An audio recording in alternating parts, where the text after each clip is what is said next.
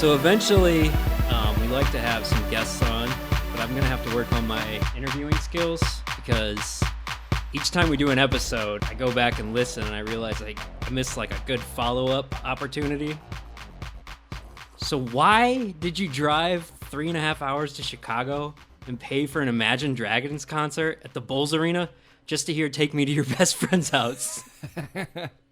To hear Take Me to Your Best Friend's House. That's it? You just wanted the one song? No, I love Group Love. They just came out with their album that I bought, and I love the album, and they were going on tour. It's Plus, good? K-Flay was there, too, and she rocks. I don't know who that is. Oh, well, she was cool. Yeah? Got there for her. Lily walked in for her one song that I knew. We were a little There's late. a lot of that. The Pierre's concert last week. I'm sure everybody's just standing around waiting for Wheatus to play Teenage Dirtbag, Living Color to play CM Punk's intro song, Cult of Personality. And then, shit, who was the other band? Besides Everclear. There were 4. Oh, Hoobastank. Hoobastank played. They got some hits. They got like 2. Their whole claim to fame was that the guy was related to Incubus, right? What? He was his cousin or something. That's not why I knew who they were. Here, I've got a computer so I can Google it this time. Hoobastank cousin. Brandon Boyd. Other notable family members include his younger brother, Jason Boyd, the lead singer of Audio Vent. Oh, fuck. The fuck is Audio Vent? I don't know. Misinformation. Hang on. Here we go. Boyd graduated from Calabasas High School. This is stupid. I can't research and read at the same time. I'm reading the singer from Incubus's bio when I wanted the Hoobastank guy. Shit. This is bad. Never mind. Forget all this. Scrub it. It's trash. Scrap it. All right. Hello, welcome to the show. What's the worst concert you've been to? Not Group Love, obviously. Group Love's sick. It was awful afterward. What was I was afterward? very dehydrated and had a headache, and we couldn't get a ride in Chicago or an Airbnb anywhere, so we had to sleep in a fucking car in the parking garage by the Blue Line. That's awful. 3 of us. So dehydrated or drunk?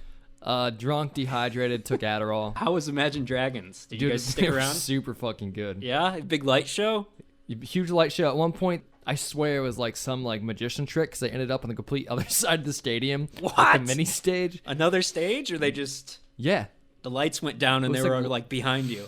I wish. That would have been fucking sick. No, they didn't do that. They were on the completely other side. They sounded amazing, man. So it was very cool to see it live, especially in the euphoric state I was in.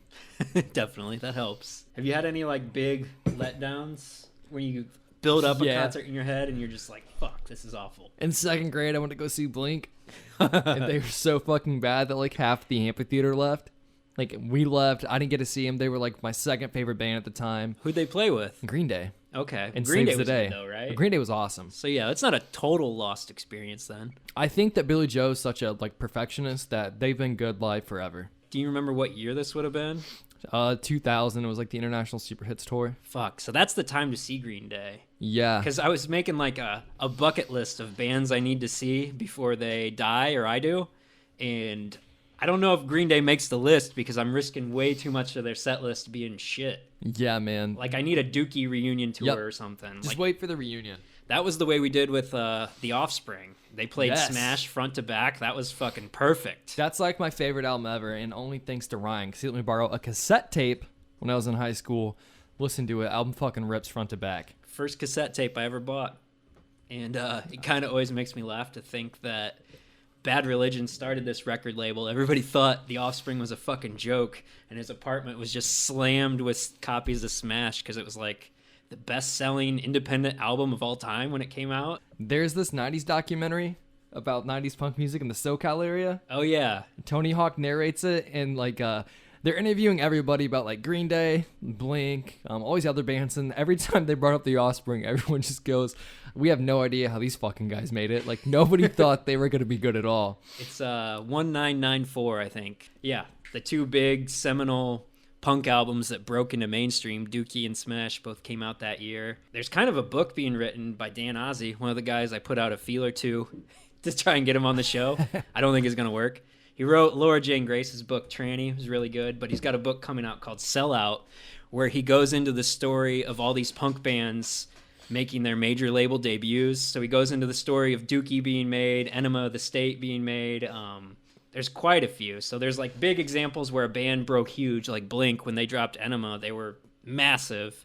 and like Jawbreaker, where the whole thing kind of caved in and it was looked at as this huge failure at the time, but now everybody looks at it as one of the most influential bands of that era. So do you have anybody out there that you haven't seen that you'd like to see as kind of a bucket list for when concerts come back? Man, and there's some that are never going to be. I would love to see Nirvana. Yeah. Oh, yeah. That's what sucks, because, yeah, when I was making my list, I was like, well, that's not going to happen. That's not going to happen. The last tickets I bought, actually, before COVID were a Father's Day present for my dad. We were going to go see Ozzy Osbourne on his farewell tour, and now he has Parkinson's. It's never going to happen. Wait, your dad or Ozzy? Not my dad. Okay, good. Ozzy has Parkinson's. Yeah. But yeah, that got canceled. I don't think I'm ever going to get to see Ozzy. I missed out on the Black Sabbath farewell tour. Beastie Boys, too late for that one. Dead Kennedy's probably never going to happen because Jello's a fucking petty turd. Ian McKay anywhere? Like in any band he's in? His new band's really good. Did you listen to, what are they called? Corky. No. They're very good. Their record's good. It's kind of like the Evens. Not quite as experimental as Fugazi, but definitely slower tempo. Yeah. But it's really good. Yeah, they came out with a self-titled release 2 years ago. Yeah, but anything Ian does would be cool, because like I don't think I'll ever get to see Minor Threat. Most of mine are actually somewhat current. Like I really want to see Converge. I really want to see Cursive, Magnetic Fields, Borderline, Rolling Stones. I've realized I'm way more Rolling Stones than Beatles guy, but the price is probably going to scare me away from ever actually doing that. Same with Kanye. Let me think about bad bands I'd want to see. Puddle Mud. I thought you saw them.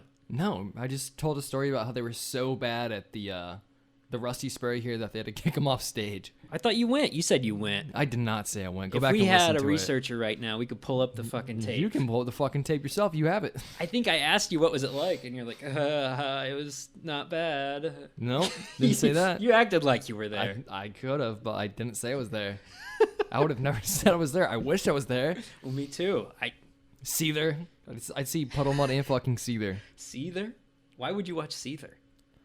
Down. The song fucking rips. No, it doesn't. Yes, it does. I would not want to go see Seether. Okay, cool. Then don't go with me. I didn't invite you anyways. I mean, mine are probably like Green Day, Blink, Smashing Pumpkins. Like, I want to see them just on the off chance they play good music, but they probably won't. Yeah, and you're going to have fucking Matt Skiba singing too. Yeah, that's probably one of my biggest letdowns, actually. Twice. I went and saw Alkaline Trio at the Warped Tour circa 2003, so I was really hyped to see them. And Skiba was drunk in a camouflage bucket hat, and he forgot the words to My Friend Peter, and it really pissed me off. I felt betrayed because that's such a good song. I know, and I was like, oh shit, they're playing it. No, he didn't know the words. That was bad. But then you saw them with me, and they were super good, right? Did we see him? Oh yeah, we did see him later. Yeah, dude. A few Warped Tours later, we saw him. He opened with Private Eye. He was actually really fucking good and sober. They ended with 97. You were stoked. Oh yeah, that was another deep cut they pulled out. That was good. But the time before that, my friend got tickets to go see him for his birthday in Cincinnati, and we were young enough that his mom had to drive us all there, and we went and stayed at a hotel and all that. But we got there and realized that they bailed on the show to do Letterman. And Alkaline Trio did Letterman? Yeah, they were on Letterman that night. I'm pulling that up. And so we didn't get to see Alkaline Trio. We got to see From Autumn to Ashes. Fuck that. And Reggie and the Full Effect came out. Also fuck that. No, dude, Reggie fucking rips. What did you just say? I said fuck that. Have you even listened to it? Probably. Aren't they kind of ska? No, they're not ska. Oh, never mind. What the? You're thinking of Big D and the Kids Table. Maybe. Reggie and the Full Effect is awesome. They were really good. They came out in trio outfits and kind of made fun of the whole deal that they ditched. Yeah, they did the red ties and the mascara. That's funny as fuck. It was great. They played a Rain and Blood cover. He saved the show. Dude, tell the story about your Suicide Machines concert you went to. There isn't really much of a story except for... still kind of funny. I think it was like the first winter that I was 16 and... we were just bored living in fucking Fort Wayne, Indiana in January, and we had a driver's license, so we're like, let's go fucking do something. So we searched all these websites trying to find anyone on tour, which nobody tours in the winter because it fucking sucks to tour in the winter. and we ended up on Side One Dummies site and saw that the Suicide Machines were playing in fucking Flint, Michigan. So we're like, hell yeah, fuck it, let's go tomorrow. Me and two of my friends got in my car, drove from Fort Wayne to Flint, 2.5, 3 hours about, some random ass like biker bar in Flint, Michigan called the Machine Shop, I think. And yeah, we didn't realize it was at a bar. So we get there, we're like, fuck, what do we do now? Two of the kids with me didn't even have their IDs on them. So it's not like they could even try to get in. I'm like, well, fuck it. We made it this far, so I'm at least just going to show him my driver's license and hope he's an idiot and let me in. And he did. And it worked, and I got in. Oh, I thought you didn't get in. No, I got in. The two guys I went with did not. Oh. They awkwardly waited out in the car. But Jason, the singer, came out and hung out with him and met him and signed all this shit for him and gave him free shirts. And was like, dude, this is awesome. Like, we're never playing a fucking 21 and over show ever again. You guys rule, blah, blah, blah. The one dude that went with me still, like, talks to him on Facebook all the time. Like, they're buddies. That's, yeah, not a story. That was a fucking good story. It's an okay story. I didn't even realize that you got in. I thought nobody got in. No, I got in. I was, 16. I showed him my ID. He just, I guess, didn't give a shit. So who's the best performances you've ever seen? I'm going to go out here and say a really weird one. Go for it. I want to go watch them again, but All American Rejects. Not even a fan of them. They were good, yeah. They were super fucking good. They were pretty wild for a mainstream band. Yeah. Like crowd surfing on an air mattress or something? Yeah. My expectations weren't set at all. If they were set really low. We had to stay there because Ryan's sister came with us. Yeah. So we had to watch them because that was the only band playing before we left. And they were fucking really good. Like, sounded good. The act was good. Another one, Dillinger Escape Plan. Yeah, they were fucking awesome. As far as are we talking about like stage presence and energy, or like they sound like they did on the record? Either. Okay, because Manchester Orchestra sounds really fucking good in a closed venue. Yeah, I think like overall concert experience, I got to put Riot Fest 2016 up there because that was just front to back. Like if I had to curate a lineup of dream bands, I think they got about as close to as possible as you could get for me. Just plus the after show. Yeah, right. We got to go to an after show because Ben tweeted Basement or Citizen. He tweeted one of them.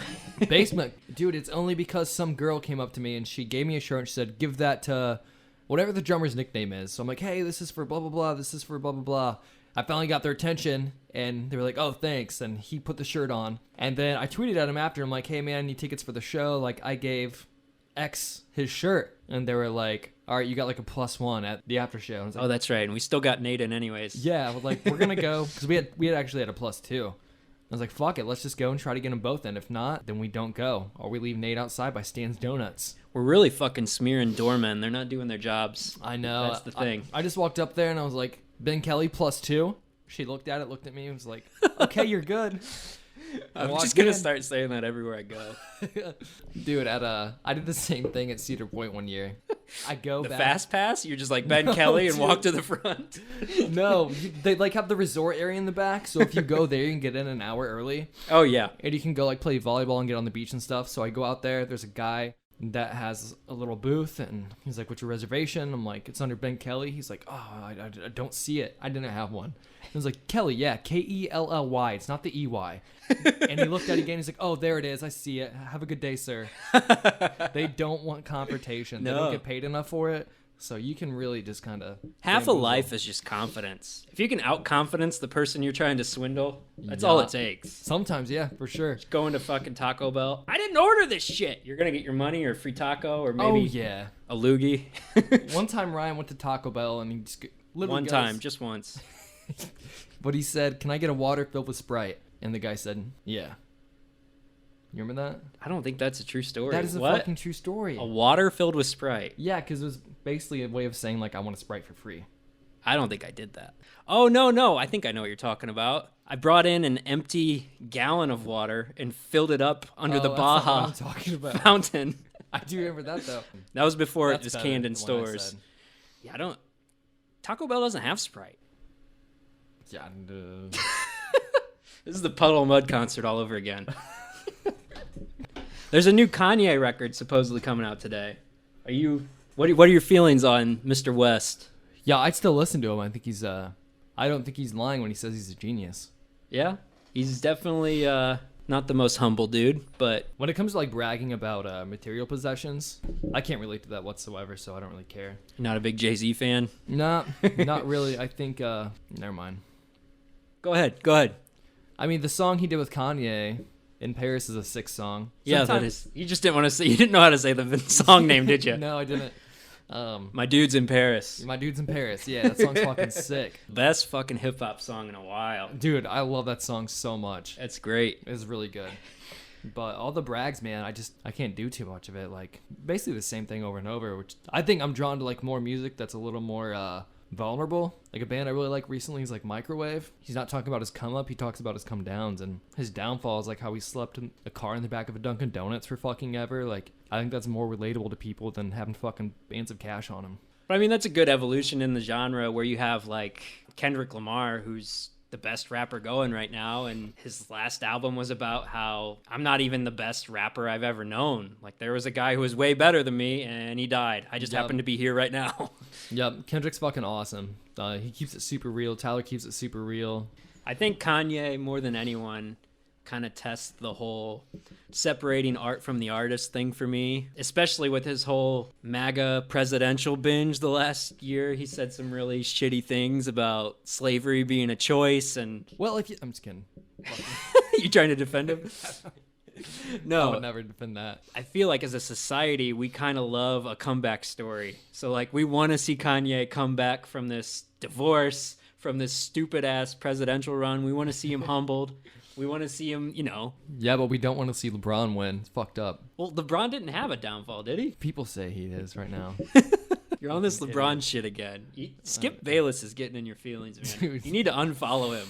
Oh. It's all an act. He's just trying to elicit a response, and he's doing very well with you. You really think so? Yeah, you can't be a serious sports journalist and say the degrading shit he does about LeBron. There's so many people that like fucking retweet it and believe it though, but Because it's confirmation bias. They want to shit on LeBron. They have someone why? saying it for them because they hate him for whatever reason, whether it's politics or they like Michael Jordan's era better or whatever. People pissed that he left the Heat. People pissed that he left the Cavs. everyone I know who shits on LeBron for the most part are a bunch of fucking white people. And there's a bunch of them that just started shitting on the NBA recently because they think they're imposing the Black Lives Matter view on him, which is the stupidest fucking thing I've ever heard. So there's, like, I was at a bar one day and I wanted the NBA game on. Someone was like, nobody watches the NBA anymore. It's falling apart, blah, blah, blah. Like, all you're telling me is that you have a disdain for black people. Basically, because the league actually stands up for fucking black empowerment, whereas the NFL is going to come back 5 years after the fact and say, yeah, I guess Kaepernick was right. Sorry about that. Yep. Yeah. Anyways, too political, but I started talking about LeBron. My bad. That's where we're at. But that's kind of the whole Kanye complex too. Like, is anyone just famous and universally beloved? Like, if you're around long enough, people find things to pick apart and hate about you. Like, Oh, yeah. The Rock, maybe? Is that like the only... Yeah, nobody hates The Rock. Nobody hates The Rock. Or John Cena. Unless you're Vin Diesel. I guess Vin Diesel hates The Rock. I think but... he has to, though. That's his Yeah. character. Well, no, I think they legitly hate each other. Oh, why? They have beef. I think it stems from Vin Diesel thinking he's the reason that Fast and Furious is successful, and The Rock thinks that he came in and saved it. I watched Fast the other day, the new one. Fast 9? Yeah, it's the only one I've ever watched. Yeah? I was like, okay. So you went to the theaters? Nope. Watched it on the plane to Florida. Oh, they had it on the plane. Shit. No, my nephew had it on his iPhone. Wait, he had it on an iPhone. You're pirating shit. Maybe it wasn't 9. My bad. It's The Rock was in it, though.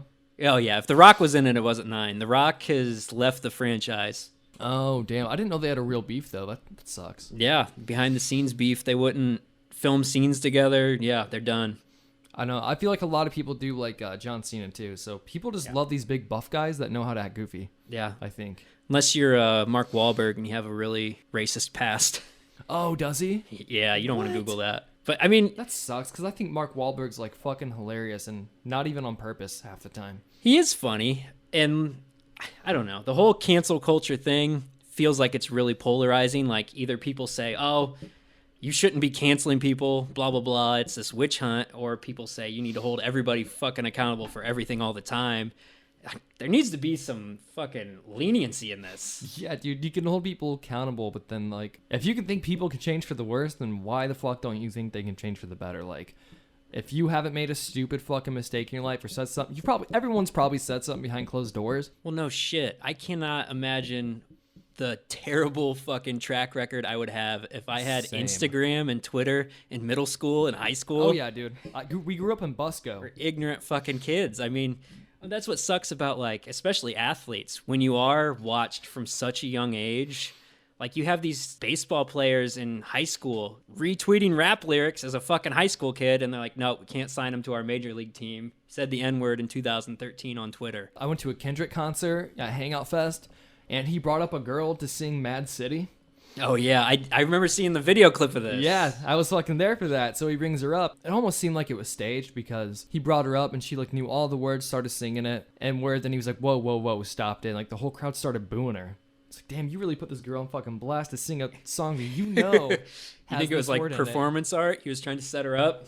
Maybe, I don't know. Like, listen, white people, I know you like my music, but this isn't necessarily for you all the time. And you know what fucking blows my mind? It's the same people booing this girl. Yeah. We're all just singing along to it, saying the word, and then they're gonna boo her. That was the thing that really blew my mind. We had all this Me Too stuff going on, which is good. People should be held accountable. I'm not saying that they shouldn't. But somebody pulled up a fucking Playboy magazine interview with John Wayne from 1979 saying, oh, look at what John Wayne says about this. Like, the dude's been dead for fucking 50 years. We're Who gonna cares? shame him in his grave, man. Like, what? What is the point? They don't even print Playboy magazine anymore. Oh. Why would you bring this up? It's because they want to shame the people who are John Wayne fans. It starts going to that. We should definitely have accountability, but like also like a little room for forgiveness, and maybe not immediate forgiveness, but at least let people have a chance to learn from their mistakes, right? Well, yeah, exactly. I feel like that's the principle of accountability. You need to learn from your mistakes, not just be fucking exiled forever. For sure, it's like the fucking Crucible. Do you think anyone can be uncanceled? Is it possible? Yeah, and I think right now, I think the only way to be uncanceled is to you just like lay low for a long enough period of time, and maybe like another fan base comes in, like another generation who didn't know the shitty thing you did or said, and they start picking you up. But yeah, I think you can be uncanceled. I think the creators or the artists or whoever give in to the cancellation and give in to all the hate because they're only seeing the hate. Well, and it scares the shit out of people putting the money up for this stuff. Oh, for sure. I think your sponsorships will be canceled. But right. You still have sold out Aziz Ansari, Louis C.K. shows. I mean, yeah, man. I mean, it boggles my fucking mind that Bill Cosby is maybe the most predatory serial rapist our country's ever seen, and he still has fans. Like, bro, people are praising his release. I don't fucking get it. He's going on tour. Did you hear that? He's doing a fucking tour about male accountability, and like, this shit's insane. Man, I don't know about that. That's meanwhile, so Aziz weird. is like too ashamed to even star in his own Netflix show anymore. Yeah, and what did he even do again? He seems like he was just real aggressive on a date. Like, I read the report of it, and yeah, it seemed real nitpicky. Like, it feels odd to try and cast judgment on these experiences where you don't necessarily know everyone's truth and everyone's perspective. But yeah, Aziz's seems real flimsy. Louis C.K.'s, I still can't make up my mind. I think I've got my blinders on just because I identify with his overly pessimistic worldview. But then I'll go back and listen to one of his stand-ups, and he'll say something super pervy, and I'm just like, oh God, that aged like shit. I don't want to hear him talk about that stuff. I feel like a documentary is like the final nail in the coffin. Once there's a documentary on you, you're done. Yeah, you're fucking R. Kelly. done. That he was kind of like, I don't know, maybe I'll still listen. That documentary hit, and he was just done. Woody Allen, done. What happened to him? Woody Allen was like grooming his stepdaughter, if I remember right. Oh, that's fucking weird. Very, very strange. And yeah, it was kind of long enough ago that people didn't really know all the details about it. But yeah, this documentary on HBO makes it really hard to fucking defend him. I feel like the only one to survive the documentary treatment has been Michael Jackson. Like, people still fuck with Michael Jackson just because of the music. Yeah. But there's this weird narrative around like, well, you have to be a tortured artist to have this greatness. I just feel like that's bullshit. I think you can be a decent person and make good art.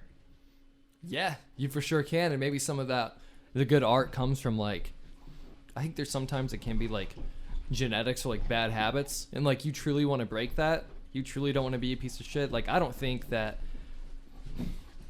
I don't think pedophiles necessarily want to be pedophiles. No, I think if you think about a lot of this thing, it's a chemical imbalance. It's a psychological issue. And our treatment of it is to just throw these people in prison where they're going to get absolutely fucking annihilated. It's not, again, correcting any behavior or trying to learn from it. And I think with Michael Jackson, there's obviously some fucking trauma there where this is deep-seated within his own childhood. And there are plenty of artists, you know, that have problematic shit in their past, like Prince and David Bowie, where I love their music. But yeah, if you do a fucking Google search on them, or Led Zeppelin, you're going to find some troubling shit. Dogs are fighting. Yeah, man. Like even Chester Bennington, he was sexually abused. I mean, the dude ended up hanging himself. Like, I don't know if you've ever listened to any fucking Linkin Park lyrics, but they're not optimistic. Yeah, for sure. There's signs. I mean, Eminem went into that thing on his, what was it, Relapse album, where he talks about being molested as a kid. Yeah, there's some dark shit, man. You hearing something? Yeah, dude, it's your leg. I got restless leg syndrome, so I'm probably bouncing the desk. Yeah, if you hear that in the podcast, it's just Ryan's leg. Or a dog fighting. Or definitely dogs fighting. Or Golden Face, who's now named Milo. No more Golden Face. No more Golden Face. It's too many syllables to yell when she does bad shit. Gold Face! I could do that. Yeah, Gold Face. Gold Face! No end. Gold Face. Yeah. It makes it so much easier. It's quick. But yeah, I think the only thing that makes you canceled is also allowing yourself to be canceled. So if something happened to me, because I've done some stupid shit in my past, I'm sure I think in like early college or like late high school, I probably sent like an unsolicited dick pic or two. Whoa. Yeah, but like, it's getting personal. But I've had unsolicited like pictures from other girls sent to me, so like I didn't think anything of it. And granted, it was the same people that was sending me stuff already. Maybe we can cut this whole part out. But I'm just saying, like, I wouldn't do it now. Yeah. Like, I wouldn't do any of that stuff now. Like, I don't know. I feel like we're worse now than we were then. We're like shit posting on Twitter, like making an honest account so we can say the shit that we wouldn't say on our public accounts. Like, it's damn near almost gotten worse. There's a lot of stuff where we're just figuring out this technology all at once between, you know, privacy issues, pirating things. It's all just a big, messy, wild west of the fucking internet. And yeah, the anonymity of it all is really fucking scary because anyone can pose as anyone else, be fucking catfished, hack into your bank account, all this stuff. And I mean, that's the go-to line for most people, or it was. If you say something terrible on Twitter, oh, I was hacked. I wasn't liking pictures of dicks. I was hacked. Somebody got into my account. Dude, I think the Knicks coach did that. There was another one where the fucking, he was a senator, congressman, or something. He's posting about how Trump was doing so much good, and then he posted this comment that was like, yeah, under Obama, things only got worse for me. And then they later found that he had, like, all these burner accounts of, like, black people. They were, like, fake black people that didn't exist. And he's forgot to switch his shit from his burner account. So he would go in pretending he was a black person trying to say, yeah, like conservative policies are so much better. Obama killed me. I'm so much better under Trump. And he posted it on his main fucking account. And he got fucking ripped and it was hilarious. Who is this dude? We gotta look this guy up. Oh. Wait, the headline's great here. I gotta read this. A politician was accused of using a fake burner account for a gay black Trump supporter. That's when things got weird. I just like this quote here. So this is what he tweeted. I'm a black gay guy. Does any black gay guy say that? I'm a black gay guy, and I personally say that Obama did nothing for me. My life only changed a little bit, and it was for the worse. Everything is so much better under Trump. I feel respected, which I never do when Democrats are involved. I love this. The screenshot below is perfect because he has that exact quote of I'm a black gay guy, and it's just this dorky looking white guy. Yep. Dean Browning, PA. God, that is perfect. Dude, it's super good, isn't it? That is. When is this? November 10th. This was just last year. Okay. Yeah, dude. I'm surprised you didn't hear about this. This shit cracked me up. It's only going to get worse, though, because, like, this idiot figured out that he can create a burner account and praise himself as somebody fake. Have you seen any of the weird like deepfake videos going on? Like that shit's legitimately scary. I'm scared of me fucking like convicted for a crime one day I never committed. Right? Somebody's gonna wear your fucking digital ghost on a camera. Yeah, they're like, look, you're breaking into this liquor store right here. I'm like, motherfucker, that's not me. Like they have the AI capabilities where they used all of the formulas of Nirvana's typical songwriting techniques and made a full new Nirvana song. Did you see that? No, I would love to hear that though. This machine came up with a new Nirvana song called Drowned in the Sun back in April of this year. Jeez. Do you think we'll get to the point to where robots are making music and not us? Kind of. I mean, I think it's going to be automated. That seems to be the general way we're heading as a society now anyways. When's the last time you had a cashier ring up your groceries? Like yesterday. Really? You don't go to self-checkout? Dude, someone just took them out. I forget who it was. Somebody took their self-checkouts out. Oh, Kroger's man. are fucking atrocious. I'm always going for self-checkout. Always. Even the fucking bank, I feel like kind of a dickhead because I'll walk right by all the tellers and there's no fucking line at all, and I still go to the ATM. Wait, no, I got an idea. I mean, you had everyone in Prince's family say that, like, he didn't want anything to do with holograms or having his likeness being used without his consent, and then he's in a fucking hologram. Oh, shit, that's an ad. But he's a hologram in the fucking Super Bowl halftime show with Justin Timberlake. What the fuck? Where is it? Okay. Let's listen to this one instead. We got tricked. That's not it. It could be a different, better one. I don't think so.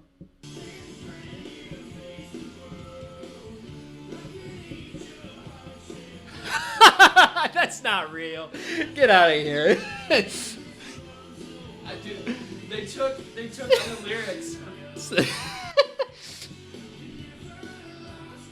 This is just cut and paste every other song.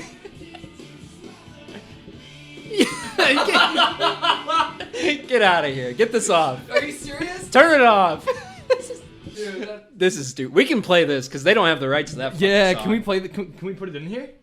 I mean, I think aren't we people would- recording it right now? No, I don't got that part hooked up. Oh, Jesus. Never mind. Oh, you should. LOL, never mind. So you told me a long time ago that you thought if Nirvana was still making music, they would sound like Puddle of Mud, right? Yes. To which I said, that's stupid. It's not. It's one of the dumbest things you've ever said. No, it's not. They do the fucking... They're like the shitty off-brand version of Nirvana. Okay, yes, they are. But I think that, like, the way he breaks out a key, everything he does with his voice, the way the harmonies follow his, like, weird chord changes when he goes out a key is, like, the most resemblance I've ever heard in Nirvana ever. Right, It but... sounds like a direct... What I more meant, it was a direct influence and a modern version of Nirvana. And, to be fair, when I say modern version of Nirvana, when I say modern, there's also a little bit of shittiness in that. Like Pearl Jam made Creed. Okay. Like... That makes more sense because when you said it initially, you made it sound like if Nirvana was still a band, they would put out a song like "She Hates Me," and I don't think that's fair to Nirvana. I can see it being like half of what She Fucking Hates Me. No, I don't think it'd be full. You know how inbred kids have fucked up genes where they have like extra toes and shit? Yeah. Puddle of Mud is like the inbred offspring of Nirvana. There we go. Where they are just fucked up. They're kind of, there's something off about them. They have extra teeth. Yeah. I definitely did say it in the way you first Cross-eyed. said. But what I more or less meant was that they are a direct product of Nirvana. Right. And I've never heard another band that was like so directly influenced like that. Same with like Creed, Pearl Jam, that shit, you know. But then I told somebody else that take one time. They were like, that's like saying Jimi Hendrix is fucking exactly like No, this is my take. I was gonna Lenny say Kravitz. that. Yeah, I said, Not even fucking close. I said calling Puddle of Mud a modern Not day even fucking close. Nirvana is Oh like my calling God. Lenny Kravitz a modern day Jimi You're just Hendrix. saying because they fucking dress alike and both play guitar. Exactly. That's the point. But that's... Puddle of Mud ripped their whole aesthetic from fucking Nirvana. I'm not talking about aesthetics at all. I don't think Lenny... Also, Lenny Kravitz was like 20, 30 years later. Yeah. Puddle of Mud like came They were right a decade after later. Nirvana. Okay, there's a not little even bit a less whole, of a not time gap. even a whole decade. It was like right there. It was right there. Lenny Kravitz was like so far later. I He know, just ripped but- off his whole look. The general principle is the same. Puddle of Mud is a bad Nirvana ripoff. Yeah, but I didn't know anything about their aesthetics at the time. I was talking music. I'm talking music too. Like you said, they use the same chord changes. They use a lot of the same vocal tricks. That's what you just said, wasn't Lenny it? Kravitz has any of the same vocal tricks Jimmy does. No, he doesn't. But he thinks he's Jimi Hendrix. Let me think. I'll come up with another one. We'll think. That might not be the best comparison. It's not, because you're going all fucking aesthetic there. And like, because I can definitely see Creed being like, oh, we were heavily influenced by Pearl Jam. That fucking like. Yeah, that's a good comp. Yeah. But Pearl Jam whoops Creed's ass. Like, Creed is a bad ripoff of Pearl Jam. And there's got to be other bands out there like fucking Very close stylistically. We're getting way off topic. Sorry. No, we're still talking about music. We got way more off topic when I talked about LeBron James. It's true. We're not a sports show. No. I'm trying to get more music in, but there's been shit for music releases this summer. Have you noticed that? No. Have you listened to music? Or No. Oh, there is a new band I listened to called like the All Get Out or something like that. Is that their name? Have you heard of them? The Get Up Kids? Fuck no, it's not the Get Up Kids. That's Cold War Kids. Oh, shit. Reggie's in one of those bands. I can't remember which one. You listen to Death Heaven at all? Never heard of them. They were super trendy when their first record came out, and then it kind of turned on them where everybody thought they were too trendy. But they still make really good music. It's kind of a weird, I think they call it black gaze, where it's like black metal with shoegaze. Ooh, that sounds awfully trendy. Yeah. Oh yeah. People in California love it. They're the only Portlandians. Yeah, they're the only metal band that's allowed to exist currently. Jesus, is metal too aggressive nowadays? Fuck yeah, dude. No, I'm serious. Like, do people think metal's too aggressive? Like, seems like it. I feel like the whole mallcore bro metal phase of like Lamb of God destroyed metal. You know what I mean? Would the fucking Panthers be too aggressive? I don't want to talk about that. We're gonna cut this. Why? It's about music. It's bad enough that I'm self-involved to have my own podcast, but I don't want to sit here and talk about my failed punk band from 10 I'm years just ago. wondering if the failed punk band would be accepted. Were they ever? No, they weren't ever. But like, if we went to a bar, would people be like, "Why are these guys so loud and in our face? Like, this is they'd aggressive." probably be annoying. The Rail doesn't play metal anymore, right? They only like Yeah, I don't know. new hippie indie stuff. Yeah, what happened? I have a theory that the most popular music of a generation is based on the drugs everyone are taking. Okay. So like 60s, 70s, everyone was on psychedelics, acid. Jimi Hendrix, Grateful Dead, you got all these fucking trippy jam bands. 80s, everybody's fucking coked out of their mind listening to hair metal. 90s, everyone's doing heroin listening to grunge. 2000s, everybody was on fucking Adderall and prescription drugs listening to metal. Now they're all just high. Everybody wants to chill. Yeah, hip hop's pretty big though, and rap, like, it's bigger than it's ever been. Kanye even made a quote. He's like, "We are the rock stars now, motherfucker." They are, which is true, but like so true. That's kind of my point though. Hip hop isn't, other than Tyler the Creator, isn't really in your face anymore. Like we were talking about Eminem. Like, Yeah. there isn't a DMX of this generation. Dude, it's super chill. It is, and I really don't like that. What got me into like punk music to begin with was like the Fuck Drake. the, I just want to say that I don't like Drake. the in your face of it, and like how bratty it could be. But also, like, what I really appreciated a bit about bands like the Foo Fighters and Green Day was that they could be in your face, but also like it was also chill at the same time. Like When I Come Around, it's like actually a pretty slow melodic song, but It's mellow. yeah, but it's still like Bush. Even though Glycerin's a soft song, there's still so much like Oh yeah. aggressiveness in the way he sings it, and How I the fucking love fuck that. could Gwen Stefani leave him for that fucking country ass bitch? Dude, What? That broke my heart. And then fucking dude, Blake Shelton left his like sweet little country girl for fucking No Doubt. He cheated on Miranda Lambert, and That's she's so a fucking shitty. she's gorgeous, dude. It's like the punk girl from your high school. You go to the reunion and she's married to like the high school quarterback. Like what did you become? Right? If like What is your life? I've tried to make a concerted effort to talk about music, even though we don't Whatever that actually have means. any music to talk about. Yeah, concentrated. I think I said concerted. That isn't a word. I have a little bit of a follow-up on our Black Widow conversation last week because we talked about how much money it made through Disney Plus. The National Association of Theater Owners came out kind of slamming the movie because it had the steepest second weekend drop-off ever for a Marvel movie. And obviously they're blaming this on the at-home release model and saying that, if this was only in theaters, you guys would still be making a lot more money. It would still elongate the movie's shelf life. They're saying because it's available at home, you also have another big aspect, which we didn't talk about last time, is the piracy angle. When stuff's streaming, you have crystal clear, high-def copies of brand new movies available online that same day. So, I mean, Black Widow, I think they said it was the most torrented movie for the last 2 weeks. And it dropped, I think, 67% in the theatrical revenue. So I'm not sure that this whole at-home release thing is going to stick around. Warner Brothers already caught big flack for releasing their stuff same day on HBO Max, especially from directors like Chris Nolan and the guy that directed Dune. I'm going to have to learn how to pronounce his name because he's a really fucking good director, but I think he's Canadian. Dude, all right, so they're getting less revenue from at home than they are from theaters? Studios? You weren't listening at all, were you? I rambled. I was. Well, you said concerted, and I kept trying to think of what that meant. Black Widow made this huge amount of money opening weekend, and everybody's like, oh, the movie's back, blah, blah, blah. But then the second weekend, it dropped 67%.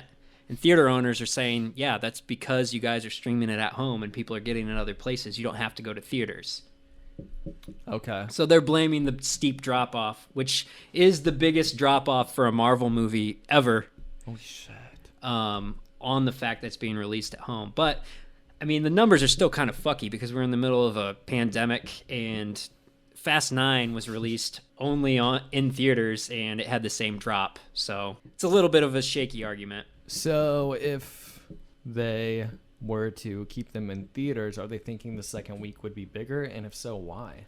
Because it'd be the only place you could watch it. The piracy issue, and also, so the distribution model for this is really weird. Studios get a bigger chunk, so they get up to like 90% of the ticket price on opening weekend on major Marvel, Star Wars releases. So if your sales drop 67% in the second weekend, and that's where the theaters actually start to make money, they're getting fucked on this deal. Like, all that 90% is going straight to the theaters, or straight to the studios, and theaters aren't making anything. Except for concessions, which are marked up out the ass. Yeah, that blows, man. What if theaters started selling, like, real fucking food? Like, well, some do. I've heard a lot of places are doing, like, themed menus where they'll come out with, like, a fucking sick Mortal Kombat burger or whatever. Dude, that around is the awesome stuff you're watching. Yes, dude. But it's going to be expensive. That's the thing. You're going to lose a lot of the low-end customers because you're paying for a premium service. You could have both, though. I mean, you could still have your, like, popcorn and shit, and, like, fanboys come in, like, people go to Harry fucking Potter World and spend, like me, and spend $8 on a fucking butterbeer. Yeah, It's for just sure. cream soda with butterscotch foam on top. I could have bought that for like 50 cents. Right, exactly. So I don't know what's going to happen with theaters now, because if the studios are pissed, ultimately they're in control of how their shit gets distributed out there. They're in control of whether people watch it at home or whether they're going to watch it in theaters. But I feel like Disney owns so much, they don't really have too big of an incentive to let the theaters have it for the first 2 or 3 weeks, right? Or am I wrong? No, you're right. I mean, that's another thing where it's kind of dangerous to have somebody in the industry have that big a fucking share of all the intellectual property. They can withhold Star Wars, fucking Marvel, anything they want, and say, hey, you're only getting 10% of our open weekend, deal with it. And they're kind of at the mercy of the studios. M. Night Shyamalan's got a new movie out.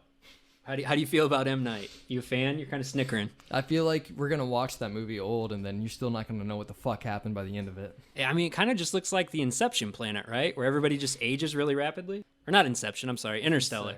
Oh, Interstellar. I misspoke. Where they're on that planet, and like every minute they're there is like a year on Earth or something like that. Yeah, but that was at least like relative to other planets. It seems like Right. they're just fucking like aging. They're rapidly. literally aging rapidly. Yeah, they probably won't figure out what the fuck happened, and there's gonna be a twist at the end. I don't know. Well, I'm yeah. interested. There's always a fucking twist. Yeah.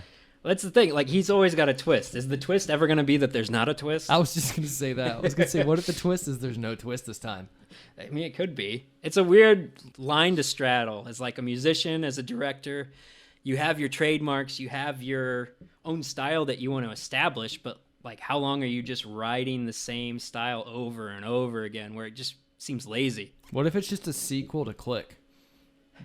What? You ever seen the movie Click with Adam Sandler, where he keeps fast forwarding through his life before you know it, he's like way too old? Go on. That's it. It's just a sequel to Click. They all did the same thing. It's stuck Didn't on learn fast their lesson. forward, and Yeah. they're all just aging. Yeah, and then Adam Sandler comes in the end. He's like, "You should have learned." That's a fucking twist. He just comes out laughing, holding the remote button down. Like a maniacal fucking Wizard of Oz. Adam Sandler is a suicidal old man. He has nothing to live forward. So he's just fast forwarding the entire planet's existence to the end. Okay, but what were you gonna say before that? Before I made the stupid Click reference? No, I'm glad. It's kind of odd. I feel like it's this thing where people consume our entertainment as a product rather than art. And, you know, you go to McDonald's and you want a Big Mac to taste like a Big Mac every time. You want an M. Night Shyamalan movie to have a twist every time. But, I mean, it does get old. You want some variety. You want these people to grow. Yeah. So, I mean, I don't know. It's kind of odd. Like, we talked about, like, Green Day and the Foo Fighters. Like, they both have tried other things. They're not very good. They can't really replicate their old stuff. So you're kind of stuck in this catch-22. Like, what the fuck does M. Night Shyamalan do as a... Yup. You want him to do what they're really fucking good at, or do you want him to do something different and have it be dog shit? Right. Or like Blink-182. Like, they write cheesy, jokey songs about being in high school and farts. Like, what are they supposed to write about as being 40-year-old dudes? Yeah, with that'd be fucking families. weird if they still did that. I mean, they kind of do, don't they? I probably. But yeah, I mean, people change too. Like, you can't just expect it to go on forever. Your influences, your preferences. I mean, I'm a little bit of a hypocrite because I found myself falling victim to this last year where when Dunkirk came out, I was like, this is kind of plain for a Nolan movie. I want there to be all these layers of, you know, intellectual puzzle solving shit going on. It's just a war movie. But then he comes out with Tenet and it's like he's trying to imitate himself. It doesn't feel genuine. It feels like leftovers. So you think Tenet was just a really awful parody of himself? It's like the shit he made? Kind of. It felt like, yeah, reheated Inception leftovers. Ooh, that sounds good though. No. I love Inception. It wasn't. Did you watch it? Nope. All right. What do you got for recommendations this week? I think you should leave. So fucking funny. You didn't recommend it last time, did you? I honestly don't remember. Ryan recommended me to watch it after. On or off the air, I don't remember. I think You Should Leave is one of the funniest fucking shows I've ever seen in my life. No, I did recommend it. I remember now. To everybody? To everyone, yes. Oh, well then I just suck at his recommendation. All right, we're doubling down. You got anything for music? All Time Low, or what was that band? All Out? Please don't say All Time Low. I You mean, got- I'll Get Out is really I'll good. Get Out, sorry. You know what I've been listening to lately? What's that? Not new. Leftover Crack, Joking Victim again. They fucking rule. Which one do you like better? Shit, I don't know. 500 Channel is probably my favorite song between the two, like out of everybody. Yeah. The lyrics are also super fucking good in that. But, man, I think Leftover Crack probably is better for sure. Yeah. I ordered a Leftover Crack shirt on Etsy the other day. I'm stoked. Yeah. I just realized in my mind, my mom can't not let me wear this right now, so I'm gonna fucking buy it. Somebody I knew in high school got expelled for writing Rock the 40-ounce lyrics on his math test. Didn't he put Chris it on his Smith. iStep? Like he filled it in on a state test. Maybe. And that was, yeah. And, like, the dude would never do this stuff. That wasn't even suspension. He got expelled for that, right? Yeah, he got expelled from school for at least the rest of the year. I'm going to go with the recommendation that I tried to recommend on our first episode and deleted. I've got to go back to it because it's really good, and I need to shout it out again anyways. It's called Proof by Downhall. It is, I don't even know how to describe it, like indie, mellow, desert rock. It's really good. Desert Rock. I'm a big fan of it. And then movie-wise, I got to go with the Fear Street trilogy. Last installment came out a couple weeks ago. It's really, really good. It's almost like a season finale. If you watch all three of them, it's like a little series, but I think they split it up into movies so that it doesn't get so closely compared to Stranger Things. But I'm going to say it, this has a way better story and message than any of Stranger Things. Then Stranger Things. Yeah. I mean, it doesn't just copy Twin Peaks, so there's that. Copy Twin Peaks. The Upside Down, the Black Lodge, hello. Put it together. At least they only show the Black Lodge in like one episode. I know, Stranger Things milks that shit because they don't got anything else. Well, it's fucking awesome the way they do it. No, it is good. The best thing about that show is like the cast chemistry. On Stranger Things? Yeah, a lot of their plot points though are like straight ripped from 80s movies.